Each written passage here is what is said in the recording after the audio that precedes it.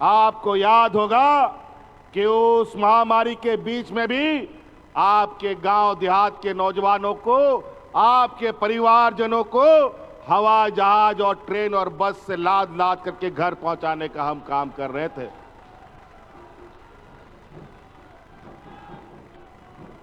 अनगिनत लोगों को लाए। और जो अभी केंद्र की सरकार, जो भाजपा की सरकार है, वो उस समय कहता था जो हवाई चप्पल में चढ़ेगा उसको हम हवाई जहाज में चढ़ाएंगे। हवाई जहाज में तो चढ़ाया नहीं, लेकिन कोरोना के बहाने उन लोग को सड़कों पर मरने के लिए छोड़ दिया। उनको आने जाने के लिए बैलगाड़ी तक नहीं मिला।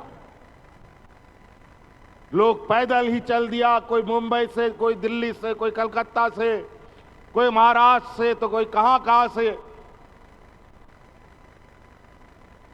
कई महिलाएं अलग अलग राज्यों से पैदल चल दी अपना गांव के लिए हजारों किलोमीटर दूर। और इतना भयावह स्थिति कि महिला, जो गर्भवती महिलाएं थी, उन लोगों को सड़क में बच्चा लोग को जन्म देना पड़ा। यह हालत था वो दिन। उसमें भी हमने गांव-गांव, पंचायत में अपने गरीब गुरुआ लोग, यहां पर गरीबी इतना ज्यादा संख्या में है कि अगर एक घर का आदमी मजदूरी नहीं करेगा, उसका उस दिन का चूल्हा नहीं जलता है। और कोरोना जैसा महामारी गरीबों के लिए एक अभिशाप होता है। घर में रहो तो मरेगा भूख से, बाहर जाएगा तो मरेगा कोरोना से। क्या करेगा? लेकिन उस समय भी हमारी महिला दीदियों ने सरकार के साथ कंधे से कंधा मिलाया और गांव-गांव, पंचायत में खाना बना करके हमारे गरीबों को खाना खिलाने का काम किया था। याद कीजिए वो दिन कि किस तरीके से हमारे राज्य की महिलाओं ने अपनी जान की परवाह किए बगैर हमारे इस राज्य की जनता को बचाने का काम किया और सरकार का साथ दिया। और आज इस कोरोना ने हमारे दो मंत्री निगल लिया। दोनों को इस धरती से जाना पड़ गया, उनका इंतकाल हो गया, देहांत हो गया। हाजी हुसैन अंसारी साहब, जगन्नाथ महतो जी। आज जगन्नाथ महतो जी कोरोना के दिन में भी लोगों के बीच में घूमते थे, लेकिन कोरोना ने उसको चपेट में ले लिया और उसको साथ में ले गया। आज उनकी धर्मपत्नी यहां बैठी हैं। आज उनके आशीर्वाद से आज ये मुख्यमंत्री मैया योजना इस राज्य के 42 लाख महिलाओं को दिया जा रहा है।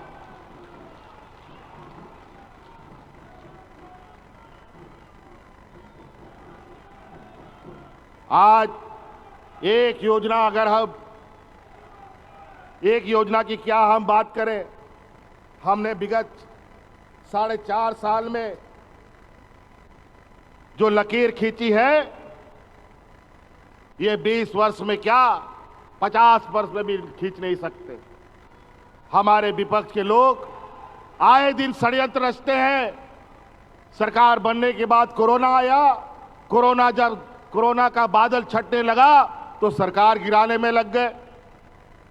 विधायक को खरीद फरोख्त, इधर चुराव उधर चुराव वाला हालत है। हमको भी झूठा केस में फंसाने का काम किया गया। आप हमको पहचानते हैं कि नहीं पहचानते? पहले हम कैसा दिखते थे, अब कैसा हो गया? हमको 2-2.5 साल तक इन लोगों ने परेशान किया, यहां तक कि जेल में भी डाल दिया। लेकिन कहता है भगवान के घर में अंधेरा नहीं होता है। और आज सच्चाई छुप नहीं सका और आज हाई कोर्ट, सुप्रीम कोर्ट के आदेश से हम आज आपके बीच में खड़े हैं। इन लोगों ने कोई कसर नहीं छोड़ा था। इन लोगों ने कोई कसर नहीं छोड़ा, क्योंकि हम लोगों का काम ही ऐसा था कि पहले हम गांव देहात को मजबूत करेंगे, गांव के गरीब गुरुआ आदिवासी मूलवासी दलित पिछड़ा अल्पसंख्यक को मजबूत करेंगे। अगर ये वर्ग मजबूत हो गया तो स्वतः राज मजबूत होगा और झारखंड भी मजबूत होगा। जब गांवें मजबूत नहीं होगा तो शहर को मजबूत कैसे किया जा सकता है? यह बड़ा विचित्र बात है। इसीलिए आप लोगों ने देखा कि हम लोगों का गांव देहात में 2, 4, 5 गो, 1 गो, 2 गो बूढ़ा बुजुर्ग लोग को पेंशन मिलता है, और कई बूढ़ा बुजुर्ग लोग दलाल के चक्कर में 5-10 हजार टका 200 टका दे दे करके ठगा जा रहा था। उन लोग का पेंशन का कार्ड भी नहीं बनता था। बेचारा पैसा दे दे के थक गया और मर भी गया, लेकिन पेंशन का कार्ड नहीं बना। इतना दलाल लोग वृद्धा पेंशन को लेकर सक्रिय था। हमने कानून बना दिया कि इस राज्य में कोई बूढ़ा बुजुर्ग लोग पेंशन के लिए नहीं इधर उधर भटकेगा, सब बूढ़ा को पेंशन देंगे। और आज दिया लगा करके गांव में बूढ़ा बुजुर्ग खोजिएगा तो बिना पेंशन का नहीं मिलेगा। और आजकल बुजुर्ग लोग अब ना पेंशन का दिन याद करता है, मेरा उम्र कब पूरा होगा, पेंशन अपने आप बन जाएगा। पहले उम्र का हम 60 साल रखा था कि 60 साल के बुजुर्गों को पेंशन देंगे, महिला पुरुष को। चालू भी हो गया, लेकिन व्यवहारिक रूप से गरीबी इतना अधिक है इस राज्य में। हमारे कार्यकर्ताओं ने, हमारे नेताओं ने, विधायकों ने, मंत्रियों ने, पदाधिकारियों ने अलग अलग माध्यम से मुझे सूचना दी कि सर नहीं, अभी यहां बुजुर्ग लोग और लोग हैं, थोड़ा उम्र सीमा घटाया जाए तो सब बुजुर्ग लोग को पेंशन हो जाएगा। और हमने भी हकीकत जाना, हम भी एक विधायक है, हमारे विधानसभा में भी बूढ़ा बुजुर्ग लोग हैं, हमारे कार्यकर्ताओं ने भी बताया। फिर हमने उस 60 साल का उम्र को घटाकर 50 साल कर दिया। आज कोई 50 साल से ऊपर का बिना पेंशन का नहीं है गांव देहात में, बल्कि बूढ़ा बुजुर्ग लोग तो दिन गिनता है कि 50 साल मेरा कब पूरा होगा और पेंशन हमको मिलेगा। नहीं तो दलाल लोग हाँ आज बना देंगे, कल बना देंगे, करते करते बेचारा बुरा पार, पेंशन भी नहीं मिलता था और दलाल का घर और पेट उसी से पलता था। अब कोई दलाल का जरूरत नहीं है। उसी प्रकार हमारी बच्चियां गरीब गुरुआ के लिए सबसे अधिक बोझा के समान लोग मानते हैं। बेटी सब 10वीं 11वीं पढ़ाई पूरा कर नहीं पाती, माँ बाप लोग दूल्हा ढूंढने लगता है। ये काम मत कीजिएगा। अब बच्चियों का ख्याल रखने के लिए आपका ये बेटा और ये भाई यहां खड़ा है और उनको पढ़ाना लिखाने का जिम्मेवारी अब हम लोग उठाएंगे। और इसीलिए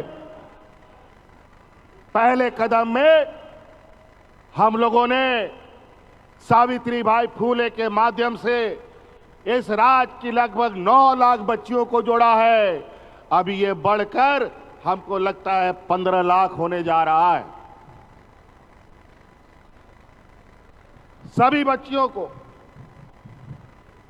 अब इंजीनियर, डॉक्टर, वकील, पत्रकार जो भी पढ़ाना है, उसके लिए भी सरकार द्वारा गुरुजी स्टूडेंट क्रेडिट कार्ड के माध्यम से 15 लाख रुपया तक का सहायता राशि आपको देगी, जो मात्र 4% का इंटरेस्ट दर पर, और वो भी जब तक पढ़ाई पूरा नहीं करेगी या करेगा उसको पैसा वापस नहीं करना है।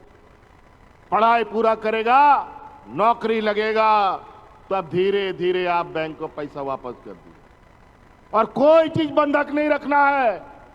गुरुजी क्रेडिट कार्ड लेके जाओ बैंक में, आपको 15 लाख रुपया तुरंत स्वीकृत हो जाएगा। तो कई ऐसी चीजें हैं।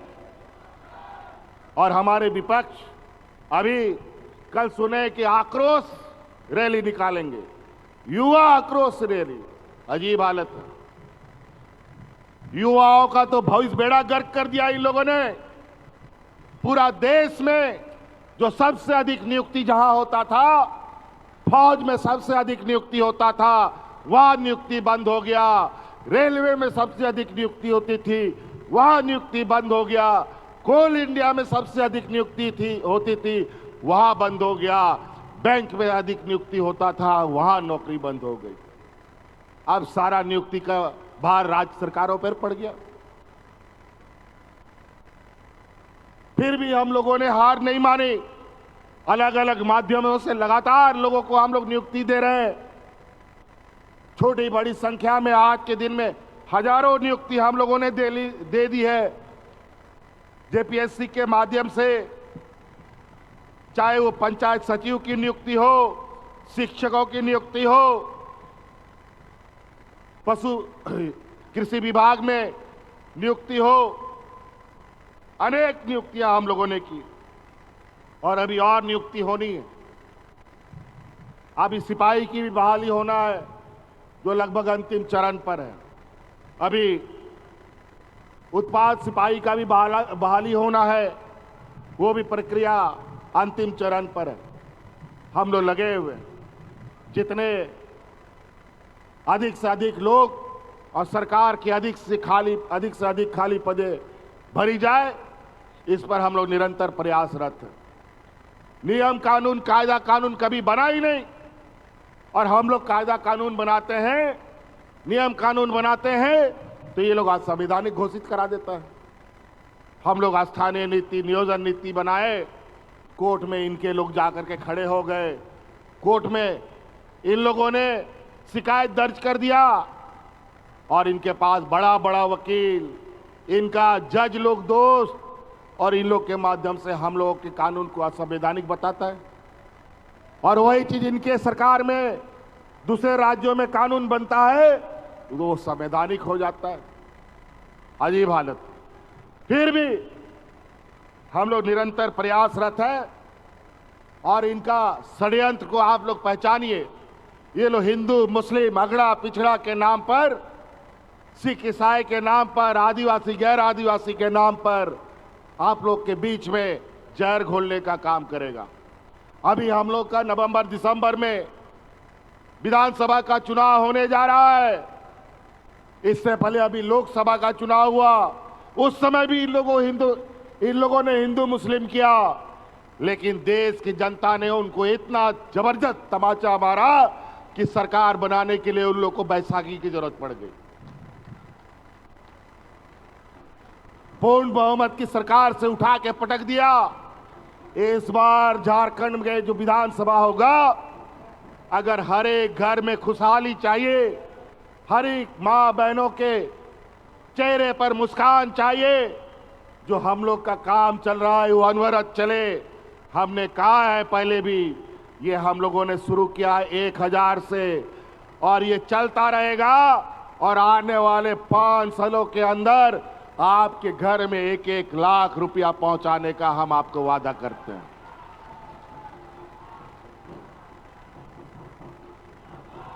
यहां कई सारे लोग, ये तो मैया सम्मान की महिलाएं हैं, जेएसएलपीएस की महिलाएं हैं दीदी। पिछले 5 साल में इन लोगों ने 700-800 करोड़ रुपया 5 वर्ष में खर्च किया और उन जेएसएलपीएस दीदियों को दिया। हम लोगों ने 4.5 वर्षों में 10,000 करोड़ रुपया जेएसएलपीएस को बांटने का काम किया है पूरे राज्य में। क्या बात करेंगे ये लोग? इन लोग के पास कोई ना मुद्दा है ना एजेंडा है। पहले ये लोग भ्रष्टाचारी कहते थे हमको, जमीन माफिया कहते थे हमको, जमीन चोर कहते थे और इसके चक्कर में हमको जेल में भी डाल दिया। अब क्या बोलेगा? हम आज उनके सामने खड़े हैं, जमीन चोर, जमीन दलाल बोल करके दिखाओ। इन लोगों को अब ये लोग जब यहां के नेताओं से इनका इस राज्य का हालात नहीं संभल रहा, इनकी पार्टी नहीं संभल रही, तो ये दूसरे राज्यों से, छत्तीसगढ़ से, असम से नेताओं को लाते हैं, मध्य प्रदेश से नेताओं को लाते हैं और यहां पर झूठा बयानबाजी करवाते हैं, द्वेष फैलाते हैं, विधायक सांसदों को तोड़ने फोड़ने, पार्टी को तोड़ने का काम करते हैं, अलग अलग तरीके उपाय करते हैं सरकार को काम कैसे ये ना कर पाए, दिन रात इसी में लगे रहते हैं। खैर चिंता मत कीजिए, इन लोगों से हम लोग डरने वाले नहीं। आप लोगों का ताकत, आप लोगों का साथ अगर हमारे साथ है तो ऐसे हजारों नेता, लाखों नेता आएंगे और वापस चले जाएंगे। इस राज्य का कोई बाल भी बाका नहीं कर पाएगा।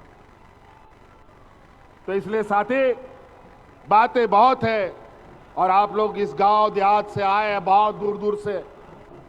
आप लोग का गांव गांव में पदाधिकारी जा रहा है, गांव गांव में आपकी समस्याएं सुन रहा है, आपकी समस्या का समाधान कर रहा है। ऐसा नहीं है आप के बीच हमारे पदाधिकारी ही जा रहे हैं, हम भी जाते हैं। आपको याद होगा, इस राज्य में पहली बार या देश आजाद होने के बाद पहली बार दिसोम गुरु शिबू सोरेन के बाद अगर कोई दूसरा बूढ़ा पहाड़ में गया है तो वो हेमंत सोरेन गया है। और आज उस बूढ़ा पहाड़ की स्थिति जाके देख लीजिए, वहां पर लोग कितने खुशहाल हैं, किस तरीके से लोग अपना अपना आबू आवास लेकर के आवास बना रहे हैं, अपने बच्चों को पढ़ाने का काम में लग गए हैं। तो इसलिए बहुत सारी चीजें हैं, आबू आवास, सर्वजन पेंशन, मुख्यमंत्री सावित्री बाई फुले योजना, मुख्यमंत्री मैया योजना, हम आने वाला समय में आपको इस कदर बनाना चाहते हैं कि हमारा गांव का लोग किसी के सामने भीख ना फैला, हाथ ना फैलाए और अपने बाल बच्चों को पढ़ा करके काबिल बनाए और गांव का भी नाम रोशन करे, माँ बाप का भी नाम रोशन करे और इस राज्य का भी नाम रोशन करे। तो इसलिए बातें बहुत है, बाद में हम लोग और सभाओं में मिलेंगे। मौसम अभी भी खराब है, वापस भी जाना है। इन्हीं बातों के साथ यहाँ आए हुए सभी माताएं, बहनें, नौजवान साथियों को, बड़े बुजुर्गों को मेरा पुनः जोहार है, हार्दिक अभिनंदन है, शुभकामनाएं हैं। जोहार। जोरदार तालियों के साथ धन्यवाद कीजिए, आभार कीजिए माननीय मुख्यमंत्री महोदय का। निश्चित ही ये सरकार गांव से चलने वाली सरकार है। और अब इस कार्यक्रम के महत्वपूर्ण क्षण, माननीय मुख्यमंत्री महोदय के कर कमलों द्वारा स्वीकृति पत्र का वितरण। झारखंड मुख्यमंत्री मैया सम्मान योजना के लाभुकों के बीच स्वीकृति पत्र का वितरण, क्योंकि अब ना होगी कोई लाचारी, सरकार ने कर ली है पूरी तैयारी। गढ़वा जिले में पहली लाभुक है सेवंती देवी। माननीय मुख्यमंत्री महोदय से अनुरोध है कि हमारी लाभुकों के बीच स्वीकृति पत्र का वितरण कर उन्हें आज इस महाअभियान से जोड़ने की कृपा करें। और आप सभी की ओर से जोरदार तालियां हो। ये महिलाएं आप ही की बीच में से आई हैं और आज माननीय मुख्यमंत्री महोदय के कर कमलों द्वारा इन्हें सम्मानित किया जा रहा है, इन्हें स्वीकृति पत्र का वितरण किया जा रहा है। जोरदार जोरदार तालियां आप सभी की ओर से हो। आपके गांव, आपके सुदूर क्षेत्रों से आई ये महिलाएं आज इस अभियान से सम्मानित हो रही हैं, माननीय मुख्यमंत्री महोदय के द्वारा सम्मानित हो रही हैं। सुकंती देवी जी हमारी अगली लाभुक हैं गढ़वा जिले की। ममता देवी जी, आप सभी की ओर से जोरदार तालियां हो। महिलाओं में उत्साह और उमंग प्रदर्शित हो, क्योंकि माननीय मुख्यमंत्री महोदय के कर कमलों द्वारा महिलाओं को सम्मानित करने का ये प्रयास, झारखंड मुख्यमंत्री मैया सम्मान योजना, जोरदार तालियां आप सभी की ओर से होती रहनी चाहिए। ममता देवी जी अगली लाभुक, हमारी अगली लाभुक है चंद्रवती देवी जी। महिलाओं का सम्मान, झारखंड मुख्यमंत्री मैया सम्मान योजना, माननीय मुख्यमंत्री महोदय की पहल पर ये योजना राज्यव्यापी अभियान बन चुका है। जोरदार तालियां आप सभी की ओर से होती रहनी चाहिए। आपकी तालियों में आपका उत्साह प्रदर्शित हो। चंद्रवती देवी, अनीता टोपो, माननीय मुख्यमंत्री महोदय के द्वारा हमारी महिलाओं को सम्मानित किया जा रहा है, स्वीकृति पत्र का वितरण किया जा रहा है। जोरदार तालियां आप सभी की ओर से होती रहनी चाहिए। लातेहार जिला की जूलिया कुजूर, हमारी लाभुक